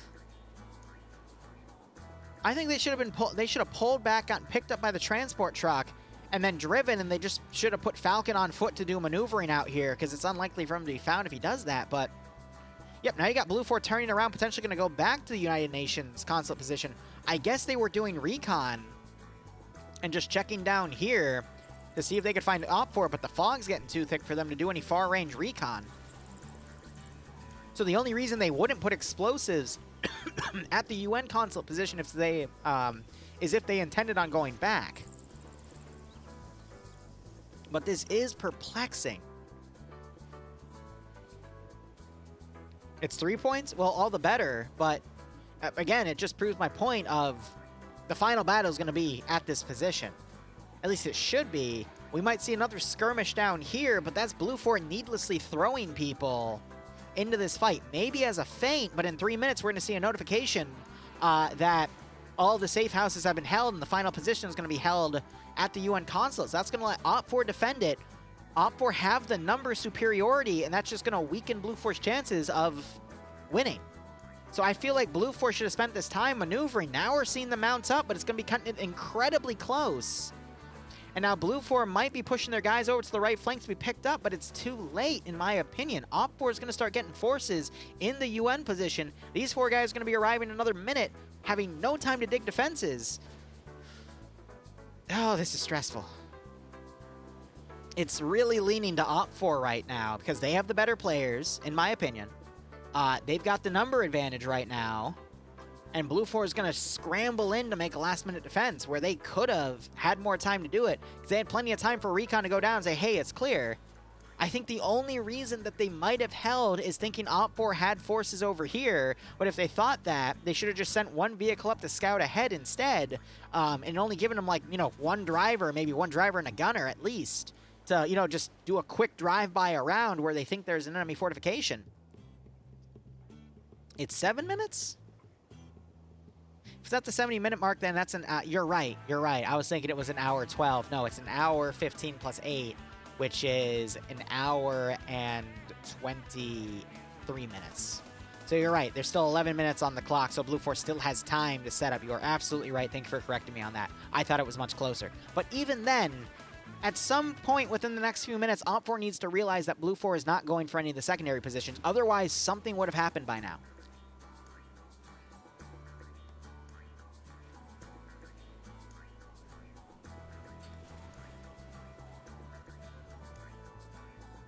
And I just want to state, as a reminder, both sides have entrenching tools. They can dig their own fortifications around the consulate position and give themselves cover, which would give them a significant advantage against forces pushing that have to push either from some of the few rocks and trees in here, but otherwise, you know, going through these massive open areas that could easily be locked down.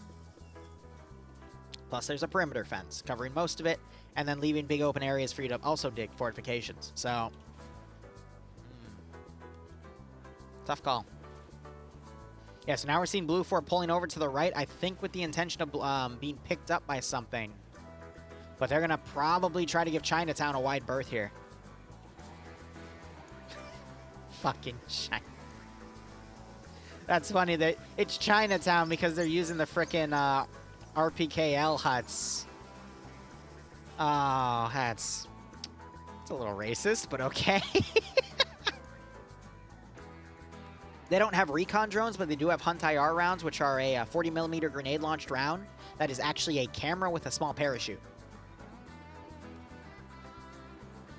Ivno saying, did the drone crash in early game? I was unaware there was a drone, and I did not see a drone deployed. So unless it was the Raven drone, I did not see a drone deployed at all in this game. If it was a Raven drone, I wouldn't be able to see it on the map because there's... how it's scripted, there's no way for me to see it. They had a drone operator slot. I didn't see any individual slots other than ground commands for both sides. Having 2 players and then Falcon as the individual guy. Everything else was a squad-sized element. Yeah, I don't know. I don't think that was deployed. I think a drone... was it for Blue 4 or Op 4? Both sides could have really utilized a drone for just figuring out which position the enemy force was going to. Yeah, Blue 4 could have used it to really scout out positions on the secondary and then the United Consulate position. If it's a standard darter drone, it would have only had a 30-minute battery life for Ace, so if they had spare UAV batteries, that would have been even more beneficial. But for a 30-minute scouting of the secondary and final position at mid-game, after the primary positions were done, I think that would have been the best bet to use it, because primary, it was kind of an even split of Blue 4 and Op 4 arriving at the same time, so as long as you rushed it, you were okay. But yeah, for the secondary and final position, I think that would have been your best bet, just to scout things out and see everything. Feng Huan, I don't recognize that name for a UAV, but a UAV it means it's an aerial vehicle because the A within UAV. So probably a darter. Maybe no. If it's Blue 4, it wouldn't be the Taiyan, which is the CSAT version of the darter. Probably a Pelican drone instead of a darter, actually, for that limited magnification and no thermal or NVG optics. But still, eye in the sky would be useful nonetheless. Yep, so Blue 4, we see them closing the gap to get into that Consulate position. 7 minutes left before that notification comes about. Secondary's not being taken. We're probably going to see Falcon dropped off somewhere around here, and then I'd be willing to bet that transport truck's going to go down, pick those guys up, and move them up. But we are going to see a fortification done at the Consulate. But again, why are you on the outskirts refusing to push in? Maybe they think they're fearful of OPFOR pushing in with such a massive force, knowing that they can't hold it with 4 people, so they're waiting for reinforcements to come in to then take that position. That's the only thing I can think of why they're not going in right now.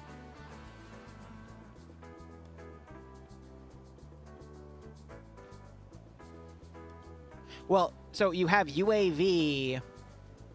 I think if I remember the definition, it's unmanned aerial vehicle, because you also have UGVs, which are unmanned ground vehicles. So it's a UAV and a UGV because the A stands for air and the G stands for ground. If you want the official definitions.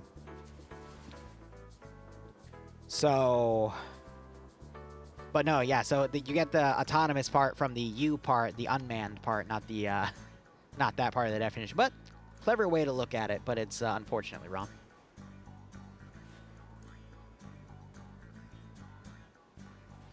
Geez, the first time I dealt with UAVs was Ghost Recon Advanced Warfighter 2. And then you saw them in Call of Duty too. But that's because that's how I know the definition of that, because they talked about it a lot in Raw too. Ghost Recon Advanced Warfighter. God, I wish they'd make another game like that. We're never going to see another GRA-style game because of how they treat the Ghost Recon series nowadays for open-world shit shows, but I would kill for at least a remaster of Ghost Recon Advanced Warfighter. Specifically Ghost Recon Advanced Warfighter 2. One of my favorites. But at least we're getting Homeworld 3 soon, which I only hope is good, and more like Homeworld 1 rather than Homeworld 2, but we'll see. I got my own opinions for that, and I'd love to see the Beast come back as a DLC, because I know for a fact it's not going to be back in the primary game, but the setup is so high. There you go, 20 minutes left on the clock. The 75-minute timer has passed. I think, again, that time is wrong because the previous time was wrong. They gave 5 extra minutes. So now OPFOR has to realize that Blue 4 is going for the Consulate position.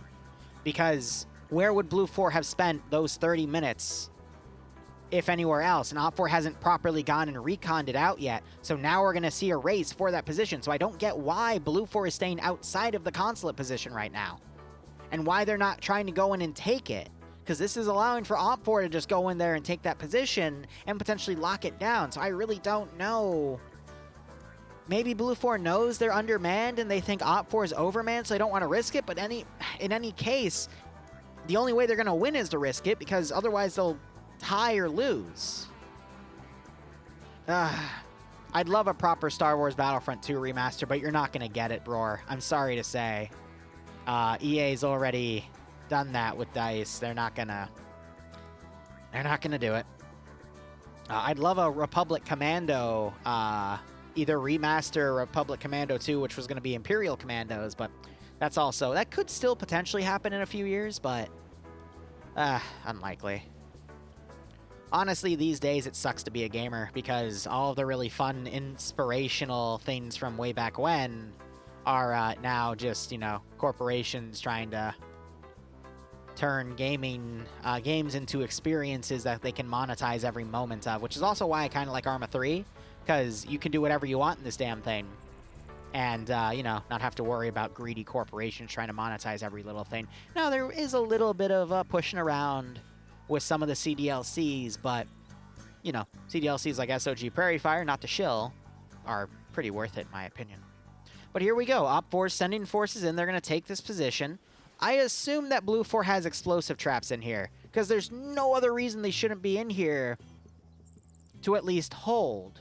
Because now Blue 4 is coming in. It's an ambush.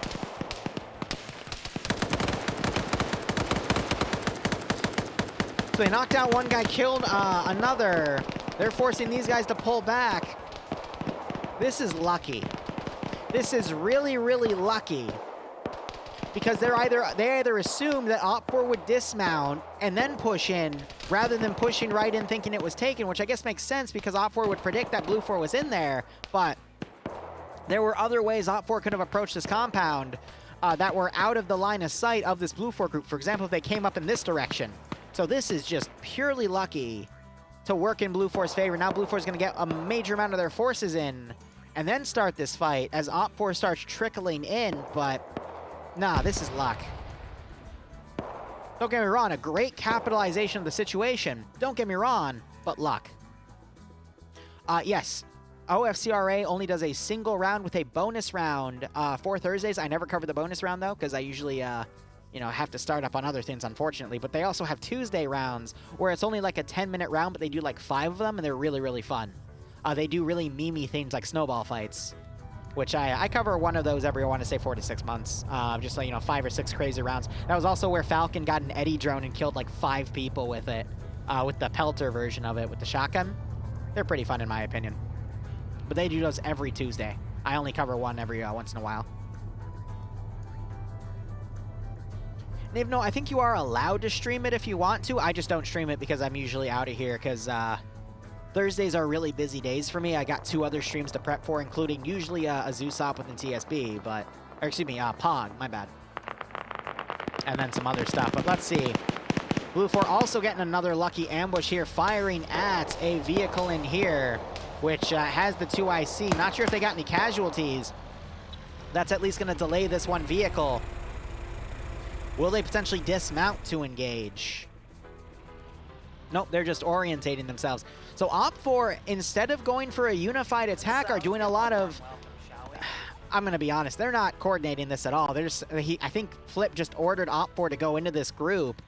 They've got forces pushing in a bunch of different directions right now, but things seem a little lost at the moment as a lot of individual groups start trickling in, and that is going to play in Blue 4's favor because now they can defeat those groups in detail. Even though OPFOR has the superior force, if they come in small groups, that changes the number advantage into Blue 4's favor per those individual firefights, and then Blue 4 will be able to systematically take out those smaller groups one at a time. That is how you defeat a force in detail. That's the definition, at least. So OPFOR is just playing this in Blue 4's hands. If they were to regroup, which I hoped they would have been able to sweep this. But now Blue 4 are going to do a systematic defense of just holding the outskirts of the actual position instead of the actual position itself.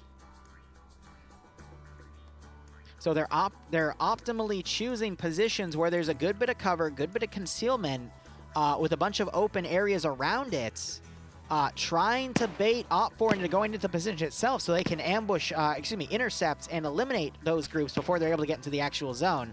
So Foosh just got picked off by a great long-range shot from that group. However, it is important to note that if Blue 4 doesn't send anyone into this zone by the end of the round and Rizbo is still alive in this zone, Rizbo will get the 3 points for OPFOR, and it'll turn into a tie game. So at some point, Blue 4 is going to have to push forces into here. OPFOR also dismounting forces. They are going to go for that outlying group as well. And you got another group driving right up to where this Blue 4 group is. This means, okay, so this shows me that they did not coordinate that Blue 4 ambush team was there, because if they drive right into them, we could see some AT pulled out and hit this one group. But they're going to get, if they dismount here, they're going to get ambushed the same way the other group did, which means that other group wasn't able to tell them. Oh, this defeat in detail is going to be brutal.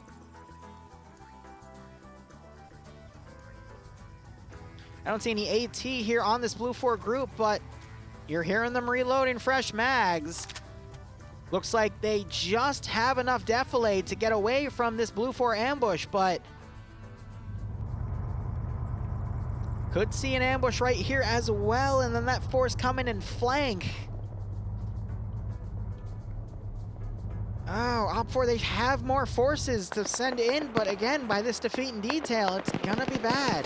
CSF have some guys in the open. They're getting picked off by OPFOR doing this big group around here. We just saw an AT shot fired and eliminating their vehicle, which, in my opinion, I think is the best thing this Blue 4 group could have done regardless of how this firefight went, because at least they deny OPFOR the ability to quickly then mobilize into this AO so the remaining Blue 4 groups can keep defeating those OPFOR groups in detail.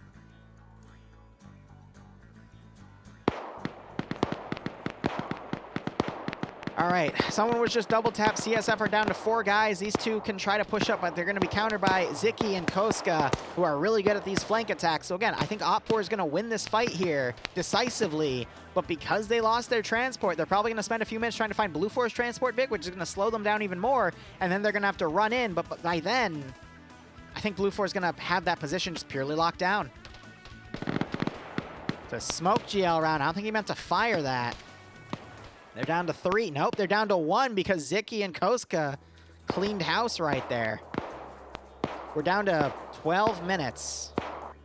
I think they might plan to rush in Falcon last second in this Vic to get the final points in here on top of that. But, they still need to have forces directly in the compound itself, which I think they're waiting to defeat these other groups before they push them in. Another suppressed shot going through, taking out Monolix. He could still wake back up. But I think that's Ezio. Ezio has been cleaning house. Again, he has a freaking MGO suppression sight meant for machine guns, and he's using that as a marksman sight to kill people. It's ridiculous how he's able to make that work. So as I predicted, this group was going to slow down this force. They're still able to get in here. But that's exactly what Blue 4 wants, so they can then surround and eliminate this force and take it by the end. AT fired. It was a miss, though. So Rizbo quickly dropping to his feet, dropping that round. Looks like he backblasted himself a little bit or potentially got shot. But I think if he was shot, he would have probably been taken out, to be honest. Benares has AT ready in case there was a vehicle rush in. Benares, what are you shooting at? Benares! I love you, buddy, but what are you doing? Ay, ay, ay. They took the silencer from the FAL and put it on the SCAR. Yeah, by... I'm going to be honest, taking some parts of kits and then making really deadly weapons out of those parts to give your marksman a suppressed weapon, I think is a good call. Then a range magnified scope that was probably on a machine gun. Again, great call. We have less than 10 minutes now officially. OPFOR is in a lot of different components right here. Again, they outnumber Blue 4 almost on a factor of 2 to 1, but because Blue 4 has been able to defeat OPFOR in detail, because OPFOR keeps sending small groups into what remains of Blue 4's major force, they're just... Flip, you're killing me with this plan, buddy. Especially since, logically, if Blue 4 wasn't, you had 25 minutes to figure this out, that Blue 4 was probably going to bypass the secondary positions because there was no point of contact at the secondary positions. He should have spent 5 of those 15 minutes regrouping his force and then just push them all to deploy on a massive battle line with the center of the battle line going into the position and the 2 sides of the battle line flanking, and he would have been able to completely overwhelm the remaining Blue 4 defense force, especially since he had so many good heavy hitters on his side. But because he's trickling them all in... Oh, man, he's got 9 minutes. I could see these 2 groups getting in time. I could see this group getting in on time because it looks like they have another vehicle. It's gonna be close. With that vehicle here, that's gonna give them 6 minutes or so with some heavy hitters like Ziki and Ilbanek to flank this group here. They could still do it. Don't get me wrong, they could still do it. But at this point, they need to understand that... Nah.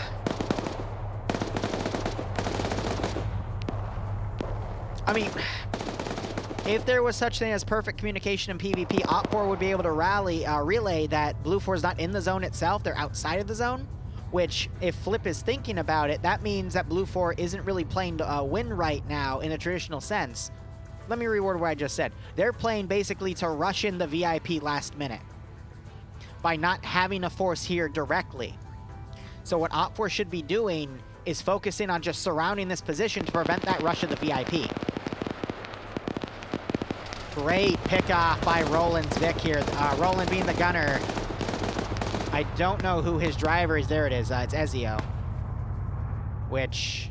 No, it's Callie. My bad. I misread the symbol there. Now I gotta wonder where this Vic is going. Maybe they think... Either they got lost or they think maybe the VIP's over here because they have the their forces right here, so the safest bet to bring in the VIP would be behind that force.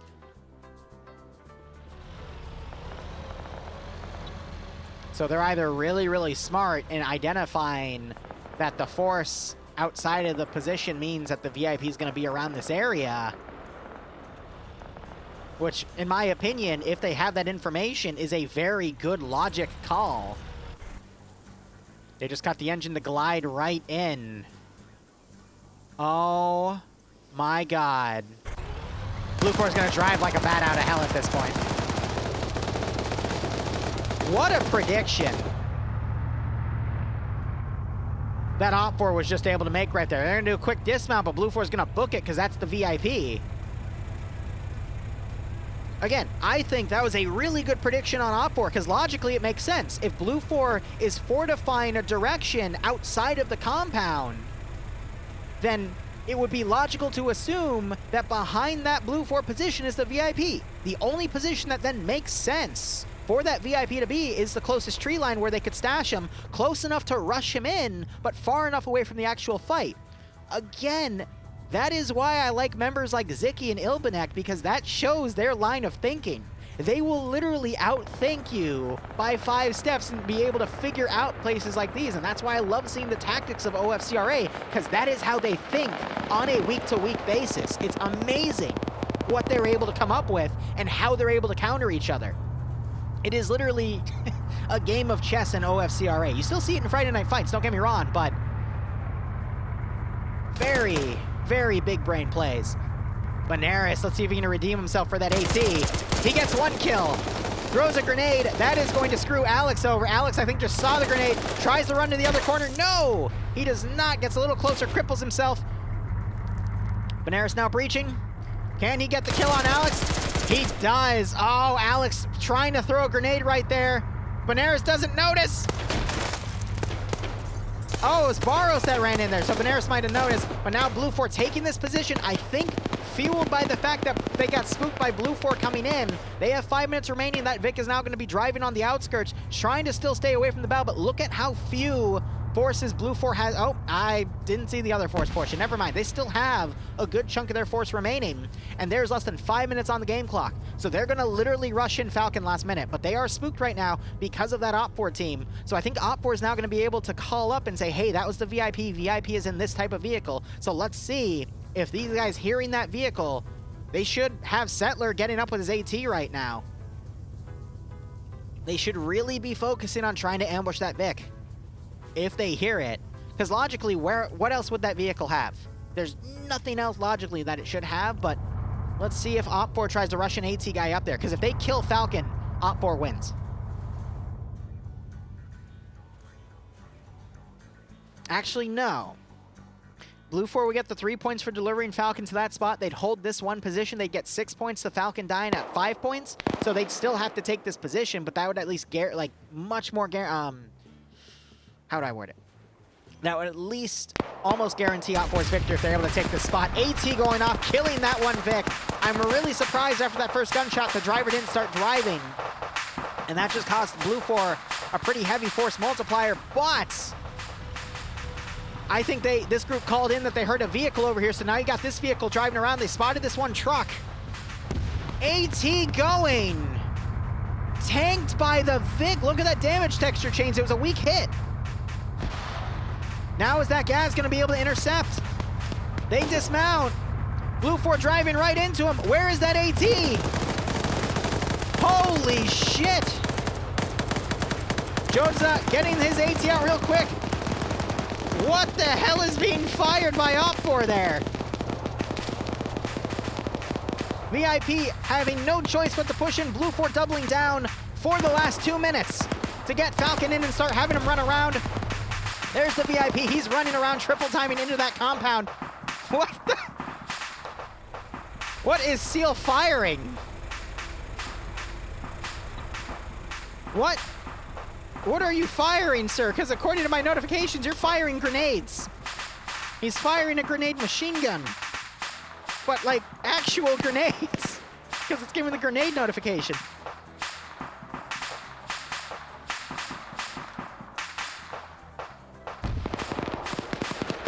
Meanwhile, you have Cthulhu here trying to hold against this four-man Blue 4 group that was doing some great Overwatch earlier. He gets taken out by a GL. Okay, you see that? What is he firing? What is he firing at Cali? Oh, we'll never know because he just got taken out by a suppressed headshot by Ezio! With that freaking MGO sight. I still can't believe he's using that to get accurate headshots.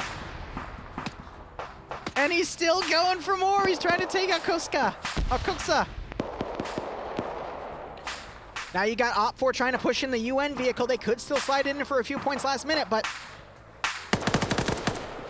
Benares and Rick Hunter doing a quick trade right there. We'll see if either of them wake up, but OPFOR about to be on top to potentially double tap Benares' position. But at this point, with the amount of time remaining, all you can go for is taking people out. OPFOR tried to push in there to take Falcon out, and a nice risk.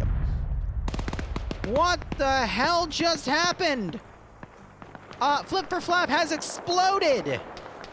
How did Flip for Flap just explode with the UN vehicle? That denies OPFOR 2 points. I don't know how that just happened. You're hearing more explosions going off. What is going on?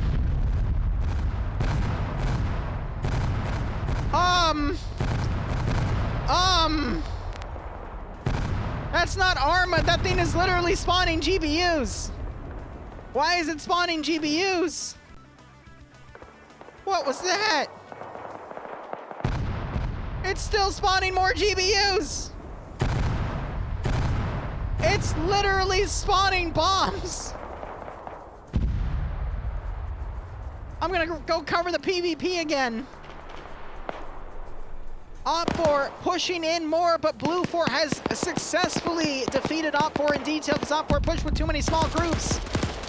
And now people are just pushing in for every unit. Now that Blue 4 has a numbers advantage, if they keep trading 1-to-1, they are fine. But yeah, you're seeing those, oh my God. Scripting gone wrong. I don't know if that was supposed to be intentional or not. Maybe to blow up the UN Consulate position with that stolen vehicle. I think it went off a little prematurely, but we're at the 138-minute mark. It's going to be GG any second. There it is. Blue 4 won. 8 points to no points. My God. But look at that. It still went 8-8. It was still even. But Blue 4 successfully did a defeat in detail there, and it was just... Ay. Good game. But it just went to show that superior tactics won at the end. And yeah, that was it. That was a pretty stressful one. So small point turnout there, but it was dead center on both sides, 15.9, 15.9. Now they're going to do a secondary bonus mission. I will not be covering it, though, but feel free to do !multi to watch the bonus round. I just don't cover it because I have to now set up for some other stuff to stream later today. So we will have an 8 p.m. stream where I'll be Zeusing a nice VR hack the server style mission of everything glitching out, and then 10 p.m. we might play the TMTM operation. And then if I don't feel like playing that, I will guarantee I'll at least be streaming something else, probably some dev stuff. Or after the TMTM stream, I might do a dev stream right after. But anyway, that is going to be it for this stream. Thank you so much for watching. Go operate operationally. Enjoy the rest of your day or night. Hopefully I'll catch you in a little under 3 hours. But otherwise, cheers and have a good one.